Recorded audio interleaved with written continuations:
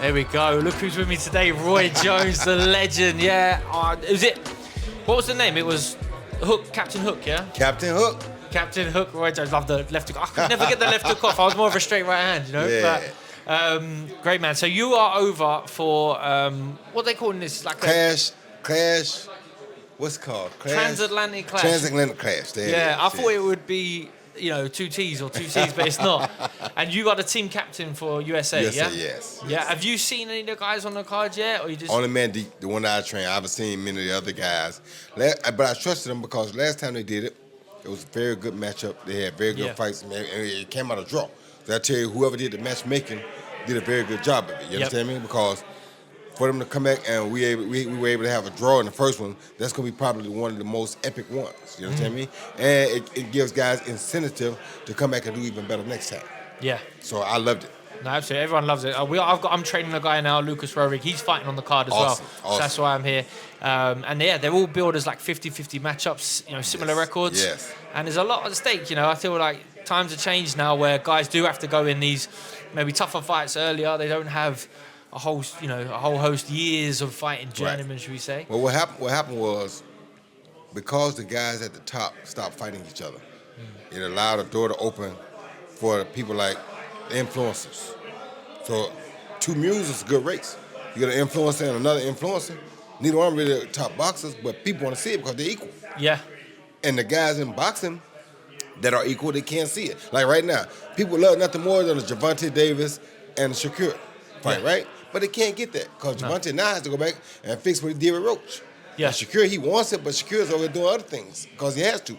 Yeah. So it's like, because they open that door like that, like another example, we all want to see Tyson Fury and Joshua at the top of their game. Yeah.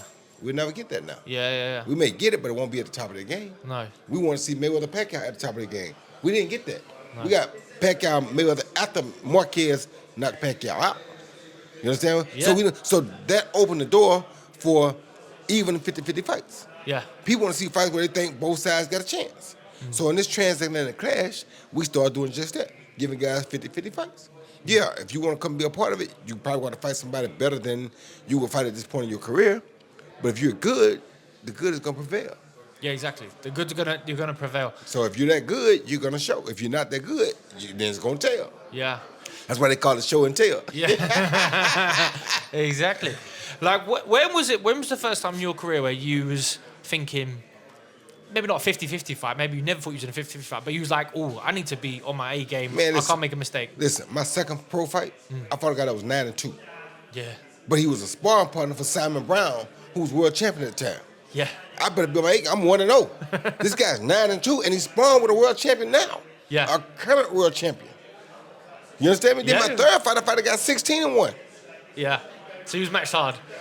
Right away. Yeah. My second and third fight. But that served you well then, yeah? I didn't care because I didn't think even the champions were better than me at the time. Yeah. So it didn't matter to me. As long as if you weren't the champ, you weren't gonna beat me. Because I need to prove that I'm the next thing. Really, I'm better than the champ, but I'm definitely the closest thing to him. Did you feel like you was maybe in a rush to get to the top, become world champion? I was, but my father wasn't. But I was. I told my father I wanted to fight for the junior middleweight title within 5 fights because I knew I wouldn't be able to make it long, right? Yeah. He said no, so after by my third fight, I had to move up to middleweight because I was too big. I couldn't make junior middleweight. Yeah. You understand me? So I moved up, and I didn't get the opportunity to fight for the junior middleweight title, or I may have even done more and became junior middleweight champion all the way up to heavyweight. Yeah. That's what my goal was. That would have been something. It's funny, as a fighter, you set these goals that are important, but actually they're not. Obviously, you had a fantastic career going to middleweight and doing all the things you've done. But there would have been a part of your brain going, oh, I could have won another world title at another weight. No, because I had that plan right away. You understand me? So it's like when somebody dashes water on your fire, on your plan, it messes with you. So that's ultimately probably why my father and I ended up separating. Yeah. Because you telling me no, but you're not giving me a reason why. Right. Yeah, as a fighter, you need to know, don't you? I need to know. I'm the one fighting. Yeah. And good fighters, they're logical fighters, things have to make sense. You have to have a reason. Exactly that. So at that time, so this is like maybe early 90s, yeah, when you start burst on the scene, middleweight champion. Here in the UK, and to keep it topical, because we're talking about USA versus UK, the big buzz around here was Chris Eubank Sr. and Nigel Benn, but you never fought them. The general consensus here is probably that they avoided you, but you have a bit of background. Can you remember that time? It wasn't general consensus. It was what the facts were.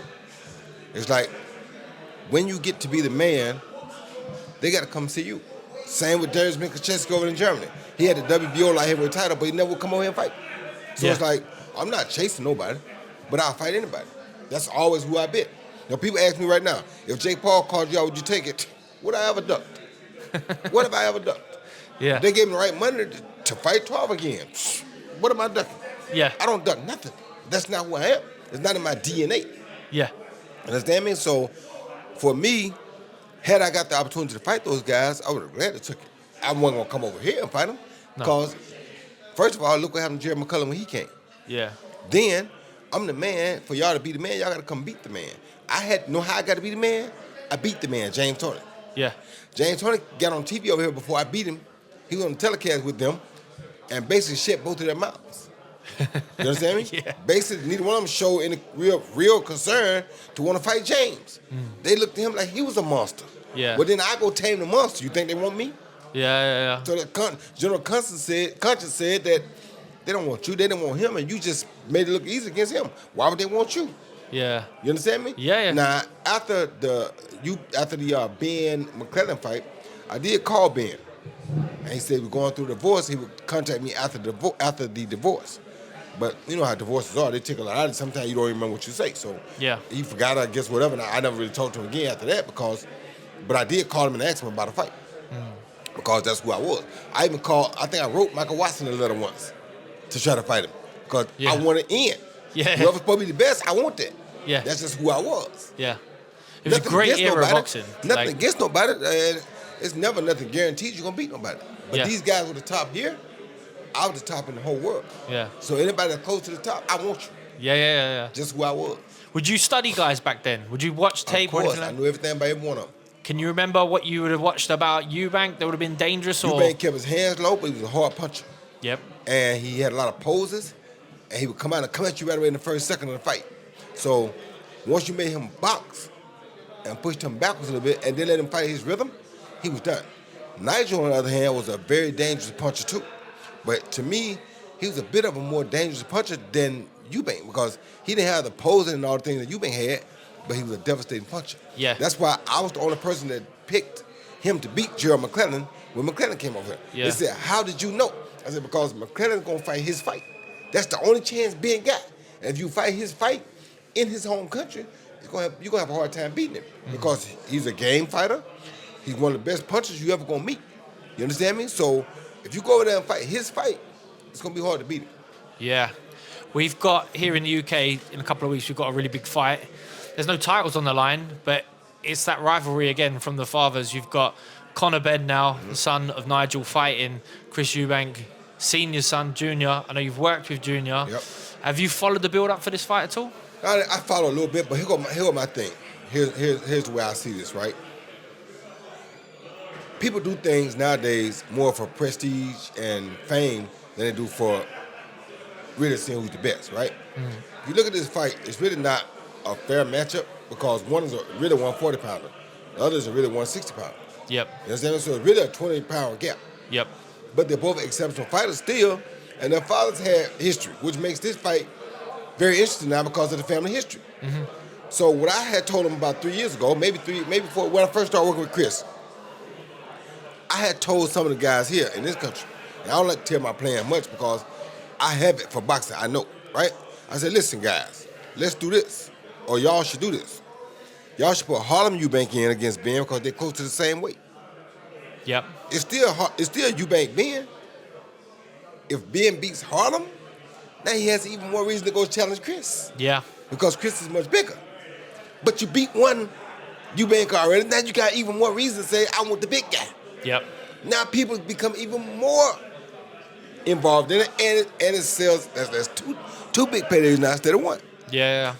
But at the same time, you did have to be careful because Harlem is really a good fighter too. Because if Harlem beats if Harlem beats Conor, then there's no Chris and Conor. Yeah. So that was the only scary part about that. So I understood that too. But I thought that would have been a good way to go because even if they had a good fight, they could have probably ended up with a trilogy themselves. Then he still could have moved on to Chris later.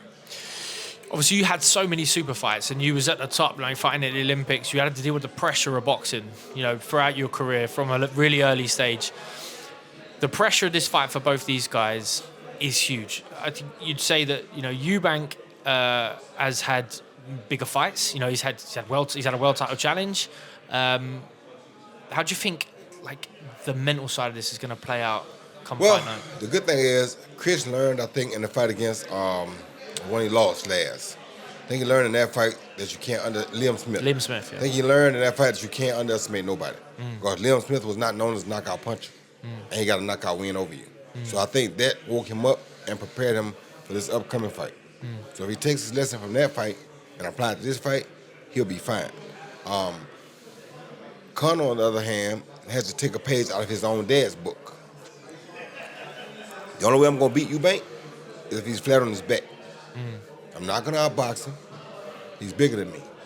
I can't move around and stay away from him because he's the bigger guy. I can't let the bigger guy stalk me. I have to stalk him because my family is known for punching power. Yep. His family is known for punching power too, but more boxing and posing than punching power. Yeah. My family is known for punching power, so I got to be true to the sport, true to my family, true to the game. My goal is to land a big left hook. Yeah. Or overhand right, but mainly a big left hook. Yeah. He has to know that. So that being said, Chris's job is to go out there and just beat Chris.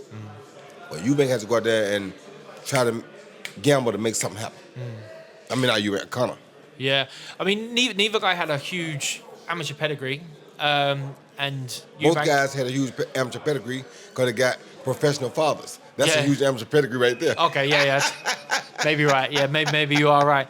But actually, when I watch Conor Been, sometimes I think he wants to, mimic his dad. He wants to be his dad. So what you're saying makes sense. Like if he's going to live up to his genetics, if you will, his legacy. He better try to be his dad in this fight. He better try to be exactly what his dad was in this fight. Yeah. A warrior with punching power. That's his only chance. Because if you watch Nigel Benn fights, he was dangerous. He was reckless early. He had no quit in him, which I think you'd see the same in Conor Been.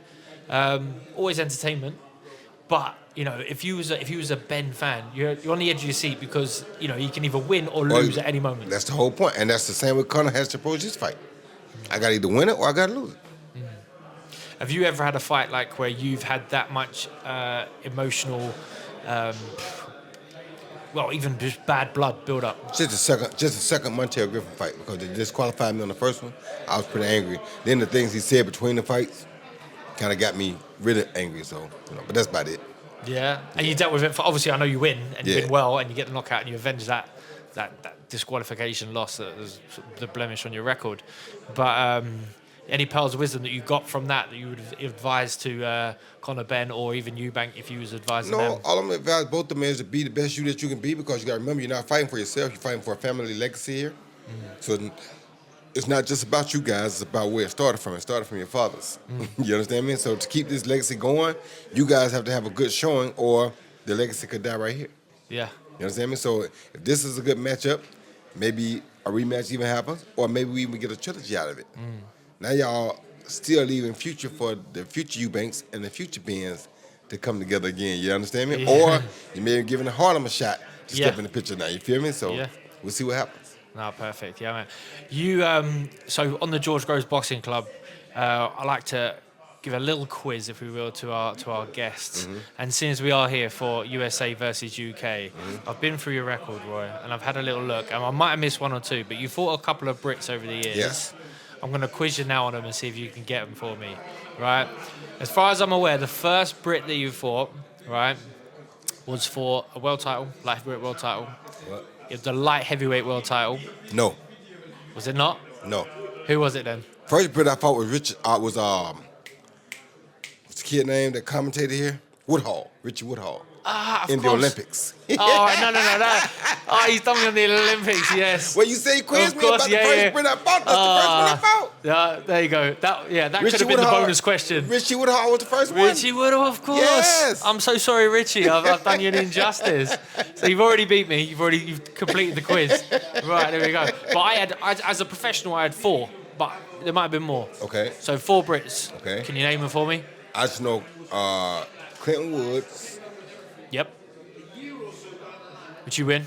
Who? You beat him. Yeah. 5th round, I think. Yeah. Joe Calzaghe. Calzaghe. Enzo Maccarinelli. Maccarinelli. And there's one more I found in between Maccarinelli and Calzaghe. Who? I don't know. Courtney Fry. Courtney Fry, yes. Yes. Yes. There we go. I forgot that he was a Brit, yes. Yeah, he was a Brit. Yeah, he was a Brit. Yeah, sure. Thank you, Roy. So you're a trainer now. You got your lad fighting this weekend. Yes. Travel over fine. Is he feeling good? He feeling good. No, it's our first fight at 135, so we'll see how he fares. Yep. And we'll go from there. Yeah. And congratulations to you on a hell of a career yourself. So thank you again. It's nice to see you again in person. You surprised me with your size, because I never expect you to be bigger than me. Yeah. Well, I'm not going to call you out there, Roy. You're still too quick for me. Thank you, my brother. No, I appreciate it. Thanks, man. Thank you. Nice one.